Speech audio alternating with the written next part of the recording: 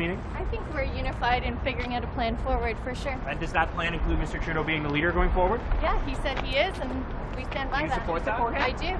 Did you think this means that the rebels who told Mr. Trudeau to leave, that this is a dead issue now? I think so. I don't want to comment on caucus, what happens in caucus. I think we've got to focus on Mr. Poilievre and making sure we win the next election. How do you do that without leading dissenters? I think everyone is committed to making sure that we work together as a team. Everyone is committed to making sure that we beat Mr. Poilievre and making sure that we keep moving forward on the priorities for Canadians. I think that he's the best person to lead the party in the next election. I do. And are you confident that you're going to be able Slow to... down if you want. No, well, let's get to the other side of the street. Okay. Are you confident that you can be in caucus with the number of members of Parliament who stood up and told Mr. Trudeau to his face that he should resign? Yeah, in fact, I think this is a sign of a strong caucus. I know it won't appear that way at first blush, but there's many ways to have a caucus. We see the Conservatives are under the thumb of their leader each and every time, and we know that Conservative members openly express that to colleagues across the aisle. But our caucus is a democratic one where MPs can share their point of view, and they have. We've heard from Mr. Casey saying... There's a diverse perspective.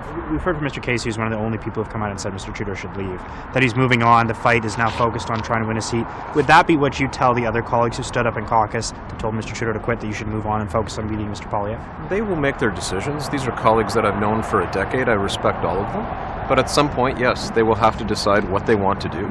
Mr. Casey spoke up quite openly on what he thought, and he's obviously going a different path now, and I respect that. I think the others will do that as well, but we will see. Do you think there should be consequences for those dissenters who don't let up?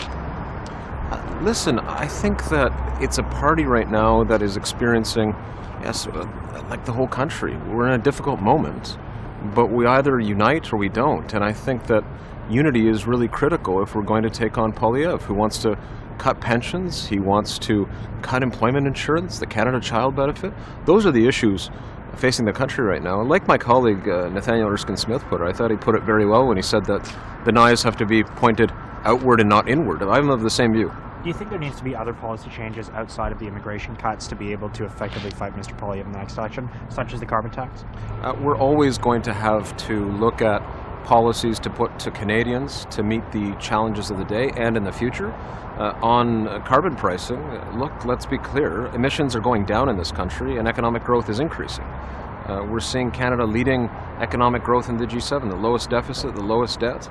I know you've heard these points before, obviously. However, I think it bodes well for the future.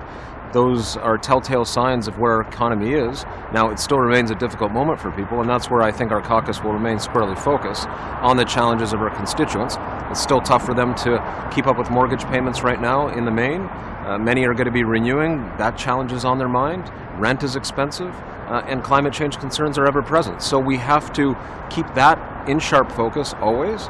But you do that in a united party, and I think we're going to be united. You mentioned your constituents. Is Mr. Trudeau popular with them when you knock on the doors? What's the reaction to him when he comes up? There's a diversity of perspectives, as you know, when it comes to prime ministers. There simply is. I'm not going to say that at every door I find someone who agrees that the prime minister is the right moment, or the right person rather, for the moment. But there's also many constituents who want him to stay on. And so I've listened to all those perspectives. Considered everything I've heard, and yes, I think that the Prime Minister, who's led us through enormous challenges in the past few years, securing the economy and with the rise of Donald Trump in 2016, the pandemic, many other examples. This is a Prime Minister who has been able to steer the country through many, many crises, in the plural. And all you have to know on that, and this is something I've shared with colleagues and constituents, is no less a person than Brian Mulroney made one of his last speeches was where he praised Prime Minister Trudeau on what he had achieved as Prime Minister. I think he said that no Prime Minister in Canada's modern history has dealt with so many crises seemingly all at once or very close together. So when Brian Mulroney came out and said that, I think that speaks volumes about Prime Minister's leadership. Yeah, there's a diversity of perspectives, but we have to continue here in a united way, united in the conviction that Pierre Poilievre would be a disaster for Canada. How do you make him popular, though, again?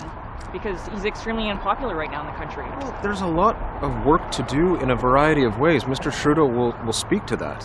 But what we can do as But people have stopped listening. Yeah, so I think what Canadians really deserve right now is a serious government focused on serious solutions for the future. You were in question period today, I think. Did you hear the Conservatives offering any kind of plan, any kind of meaningful solutions to deal with the challenges of the day? I'd never hear that at all. And that's what I think Canadians need right now. Not only a party that's going to identify problems, which is their job. That's their job as the official opposition. But in keeping with what we see with other populist right parties, and I think the Conservative Party of the modern day, certainly not of previous days with Mulroney and others, but now it's a populist party. And so what do populist parties do? They identify problems at every opportunity, but they very rarely, if ever, offer meaningful solutions. And that's what I would expect from the Conservatives. We won't see it because they have made that populist turn. And our job is to focus on the solutions of the day. That's where my head's at. That's what my constituents are expecting of me. And that's why I haven't really been very immersed while we're chatting here. I've not been very immersed in these questions of leadership because my constituents sent me here to work on the issues, in this case, of London. I'm a London MP. Any moment spent immersing myself around questions of palace and political intrigue is a moment I'm not spending on the needs, issues, and concerns of my constituents. So that's where I'm at. Thanks. A couple of MPs here said that they're on board, so the constituents told them. They wrote on a piece of paper, they tell Trudeau. Trudeau goes into an office for, I think, a few hours and tells them he's going to change and he's going to do all this stuff and he's going to create some diversion or some more division again. They're all scheming something up. Everything's fine. So they're going to go back to their little office and they're going to say, well, you know what? It doesn't matter. The guy won't leave. Hopefully on October 28th, I believe, the Bloc guy will call the bluff and call an election. That would be amazing if they did it. Long overdue. Let me know in the comments, who do you think the 24 are? Because it's not these four guys walking out of that office ready to fly back on a plane back home, use some carbon footprint and fly back in 2 days later. Thanks for watching Canada Wide. Like and subscribe.